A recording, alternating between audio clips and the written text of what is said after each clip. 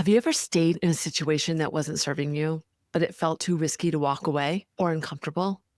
We're going to talk about this concept and how it's really important to think about your walkaway strategy and how to apply it. Welcome to How to Get What You Want. This podcast is for driven women ready to claim their goals and navigate their careers with clarity and confidence. Join me as we explore real stories, tools, and strategies to help you steer your career exactly where you want to go. Let's get started on helping you get what you want. Hi, friends. Welcome. I'm so happy that you made the choice to be with me today. I only talk about things that are really interesting to me, obviously, because every time I feel like when I start my podcast, I say, this is a great topic, and this is a great topic.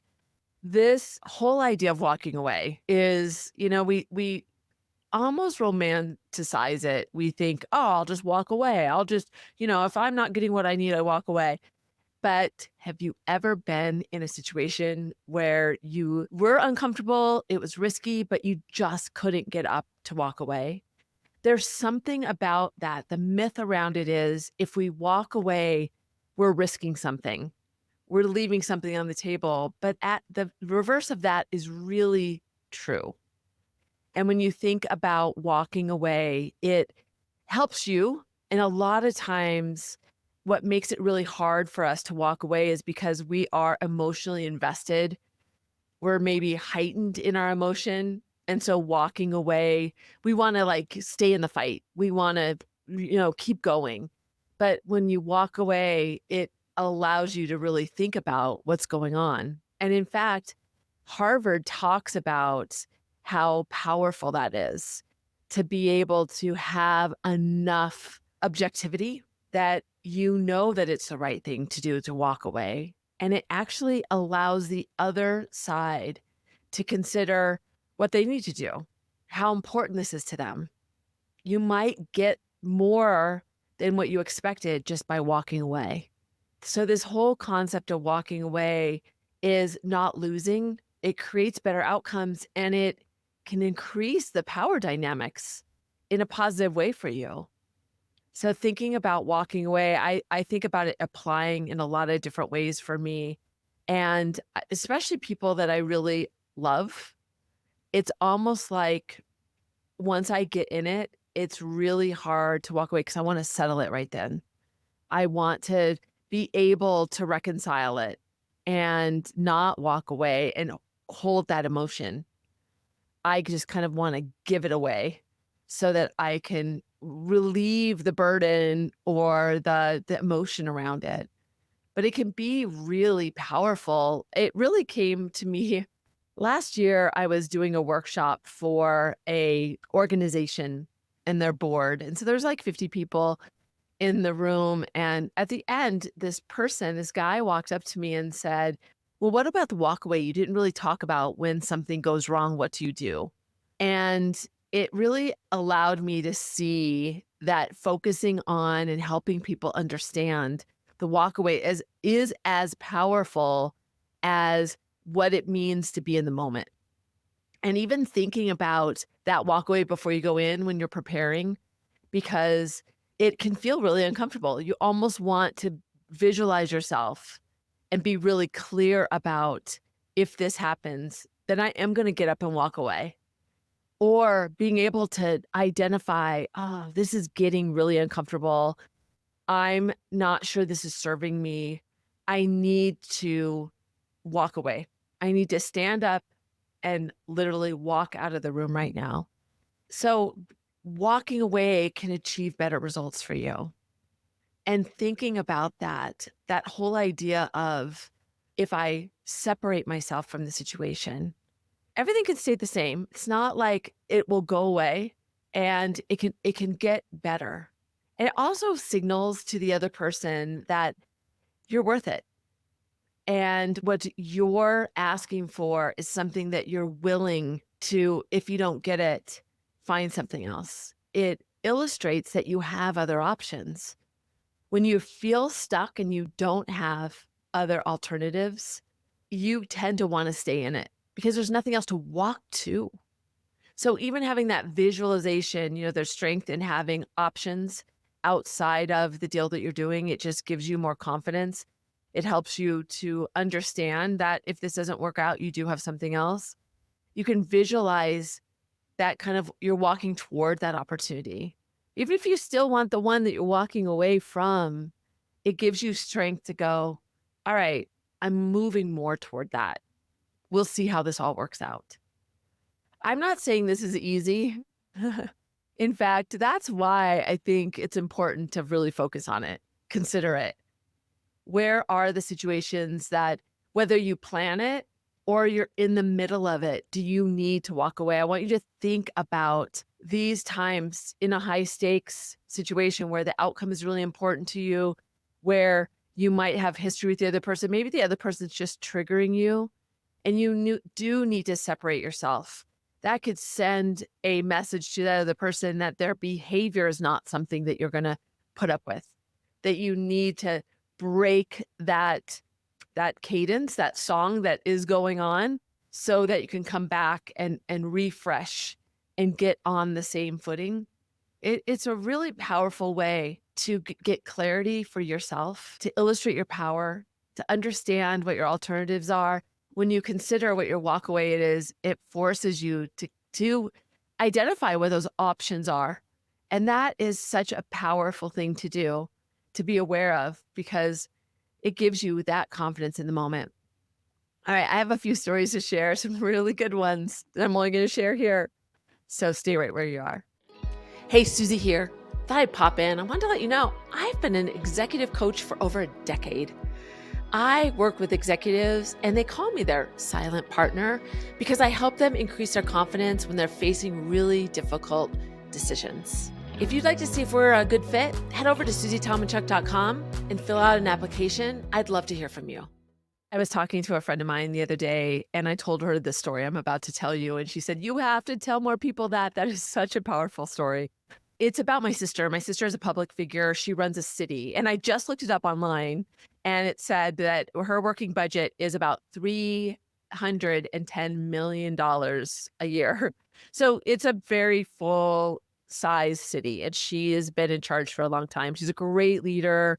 She's a servant leader. She's humble and she's really grown into her leadership. She has shared with me before that at first it felt like she didn't have the qualifications.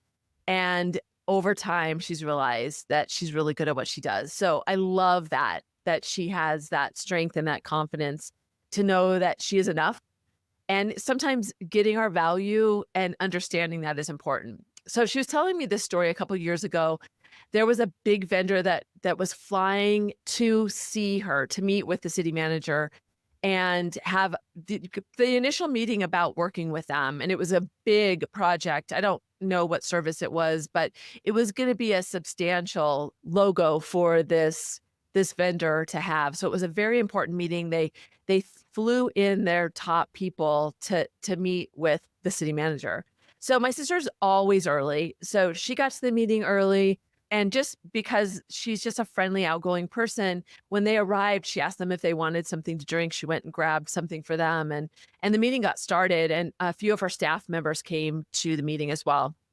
And she noticed that they started presenting. They were presenting and all of their nonverbals, they're looking at this person on her staff. And she asked some questions and it came very obvious that they didn't realize that she was the city manager. Maybe because, honestly, because she was a woman, maybe because she was there early and she served them coffee. They made some assumptions. It's pretty surprising to me that they didn't look up who she was before they came, but let's not judge now. So they get to the end of the conversation and the vendor says, well, do you have any advice for us when we meet with the city manager? I mean, they just thought that this was the prep committee, if you will. These are the people that to see this and they are getting themselves prepared and come back to meet with the city manager, quote unquote. And my sister, who is the city manager, says to them, well, I know he is a really great guy. Your presentation will really be solid for him.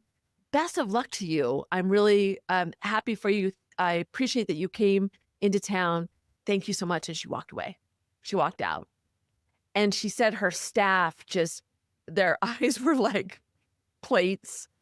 They couldn't believe what had happened. And I'm glad she had the ability to do that instead of just in the moment shaming them, saying something. I mean, that would have been fully appropriate. That was something that was really, really bad business. And she walked away. And like, oh, if only I could have seen the faces of those people, or when they realized. Her staff probably told them once they walked out of the room. But what an interesting thing to think about, that power that she had. In the moment, it didn't feel like a big deal because she just walked away. She said to them, "I appreciate you." She wasn't snotty. She wasn't mean. She didn't have an ego about it. She just walked out. She framed in that moment exactly how she wanted them to see it. And she didn't care about benefiting from seeing their shock, getting their apology. She knew that it was powerful if she would just walk out. I wonder if I've never asked her if that was her plan. I guess she didn't expect them not to realize that she was the person in charge. It's like silence. You don't really understand awkward silence until you observe somebody else doing it. Walking away and understanding that power is a great opportunity if you see somebody else do it. So as a leader, think about, when are those times when it serves you or the people that work for you to understand the power of the walk away. This might be in a negotiation. It could be when you're working with a peer, colleague, and maybe they're losing their cool, and maybe there's a whole room full of people, and maybe you want to just say, "Hey, listen, it doesn't feel like this is a productive conversation. I'm going to put something on the calendar for us to come back to, and let's just take a break. Let's reconvene on this conversation another time." That's not storming out. It's not having a tantrum. That is framing as a leader with objectivity, with confidence, with clarity, and then walking away and separating yourself. It's a powerful thing. So think about some times where you just stayed. I can think about times where I should have walked away when a negotiation was getting pretty. I remember we were negotiating with a media company, and they were giving us some absolutes that we couldn't deliver from a technology perspective. And we just kept going, volleying back and forth and back and forth, and they just wouldn't give in. Had I walked away, that would have made such a statement to, you know what, this is something we can't negotiate on. I'm not just saying it, my words, your actions, actually, we believe actions more than words. So a walk away puts an exclamation mark on what you've been saying. So when we were volleying back and forth, if I would have walked away, that would have illustrated, I'm not lying. This is one thing we can't agree to. We cannot deliver this. And I should have walked away. Instead, it kept going round and round and round. So think about walking away. Think about the times that you should have done it, and start to spot those opportunities where, even identifying, this is a moment where I need to consider, will walking away benefit me? Will it benefit the situation? And will it allow us to come back and have better outcomes if I have the courage to walk? I was thinking about these tips, and when I was looking through them and considering what I wanted to share, I thought, I need to do this more. I'll be honest with you, this is not something that I like to do. It is uncomfortable, and I'm gonna think about these tips for myself and how I can apply them in the next couple weeks, because it is a really powerful aspect of adopting a negotiator mindset to think about the walkaway. So the first tip is, know your non-negotiables. When I talk to people about having a negotiation hangover, it's because They don't have clarity around what would the best possible outcome look like, plus some additional so that you're not surprised if they make you an offer that you're just like so overjoyed by. But as that is so important in negotiation, so is the floor. What are your non negotiables? What are the things that if you don't get, this is not a good deal for you? Consider that even though you might need this role or you really want whatever you're negotiating or the outcome of the discussion is really important, living with it may not serve you. So, what is your floor? What are the things that, and be really clear, this is not about bluffing. This is about being clear for yourself about what your non negotiables are. If you don't get this and this, if you don't get this level of support, if you don't get this number, then I'm going to walk away. And it can sound really very human. Listen, I would love to work with you. I know we've worked on this for a really long time, but I can't accept these terms as they sit today. And I'm just gonna have to walk away. I need to think about this, or I this is not a good deal for me. Thinking about and having clarity what that means to you, the value that you serve. I remember a coach of mine said when I was interviewing for a company I used to work for, he said, "You'll be really ecstatic in that moment to get that job back because you want a job right now. But once you sit back in that desk, you'll be like, ugh, why am I here? Why am I here again? I'm tired of this." So being really clear about what that floor is for you. Don't negotiate with yourself. What are your non-negotiables? The second one is having a BATNA. BATNA is your best alternative to a negotiating agreement. Alternatives give you power. Even if you really want the thing that you're facing, have alternate paths. What is important to you that you could do? What's an alternative to this situation?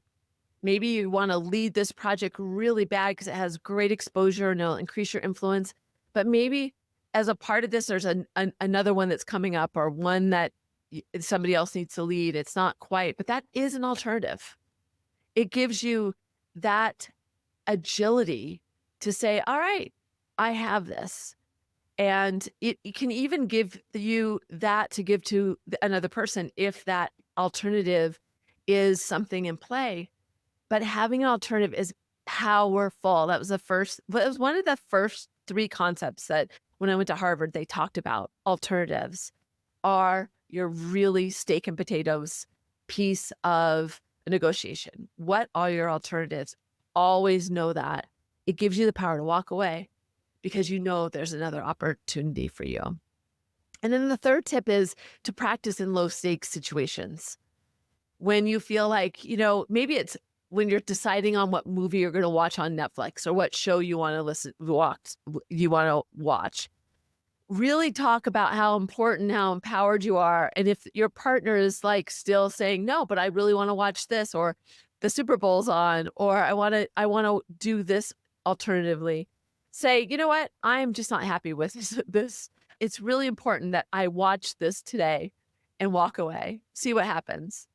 That's a funny example, but it's really important that we try these things in low stakes situations. Maybe a better option is in the heat of the moment when you're in a discussion, a disagreement with somebody that you really care about, and you just want to prove that you're right, and you know you are.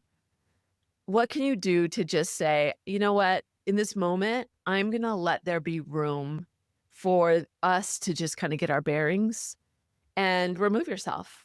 And it is important not just to walk away. That's can be disrespectful, but say, I'm really feeling uptight right now about this and I want to continue this conversation, but I need some time and some space. So I'm walking away. There's power in just doing that and seeing what happens to the dynamics. You can learn a lot about yourself and how getting your bearings can refresh and renew the conversation. It's extracting that emotion so that that doesn't become a part of the power dynamics. It's really important to think about the relationship. So practice these in low stakes situations that in the moment will feel high stakes, but It's honoring to the relationship that is at hand. So the first tip is understanding your non-negotiables. Be really clear about your walk away. Number 2 is your alternatives, your BATNA, your best alternative to the negotiated agreement. What are the alternatives you have? Always have them. And the third is then practice in low stakes situations with people that are important to you or even a colleague in your everyday. Are you convinced that walking away is really important? It is. There's value in it, and it feels really awkward. People don't do it on a regular basis. You probably haven't seen a lot of people walk out. Reflect on when you have seen people walk out and what that felt like and what statement that made. This may feel awkward to you, and so start with that third tip and try it in different situations and consider it. What is my walk away here? Reflect on a current situation that you might be feeling stuck. When you go into the conversation, maybe it's again, can you consider really boldly giving your ask and then saying, if we can't come to terms on this, I really appreciate you, but this is a non-negotiable for me. So think about it and let me know what you want to do. And always consider your non-negotiables. You have value. It's really important to consider what that value is and be really clear about what's important to you so that your walkaway doesn't feel emotional. Have your past self decide what your walkaway terms are so that in that moment when you're not getting them, you're saying, you know what? That person, as if that was a persona that you're listening to, your past self, I can't do this. I told myself that I really needed this aspect to be in agreement of our conversation. And because it's not, a no deal is better than a bad deal. And I really want to honor that. So think about it's not being a jerk. It's not being disrespectful to the situation. It's actually the reverse of that. You're honoring yourself and the other party. So where do you need to walk away and why does it feel hard to you? What would it look like for you to get what you want by walking away?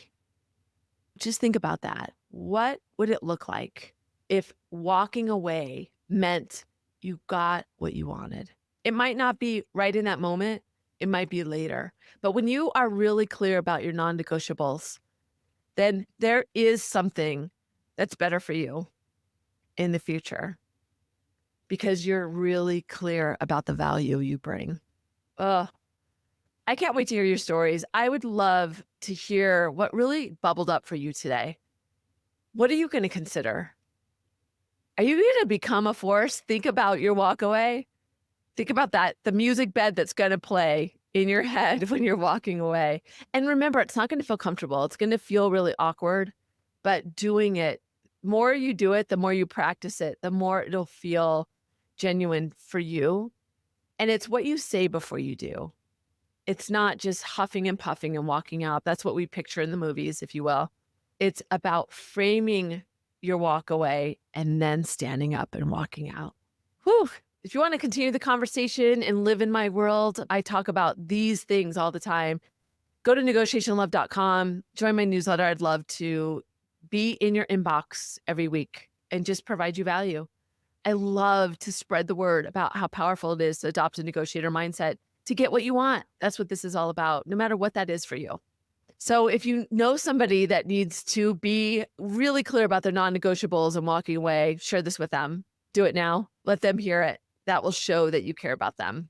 And always remember that negotiation is more than a skill. It's a mindset to get what you want. I'm Susie. I'm glad you made the choice to be here today. Until next time.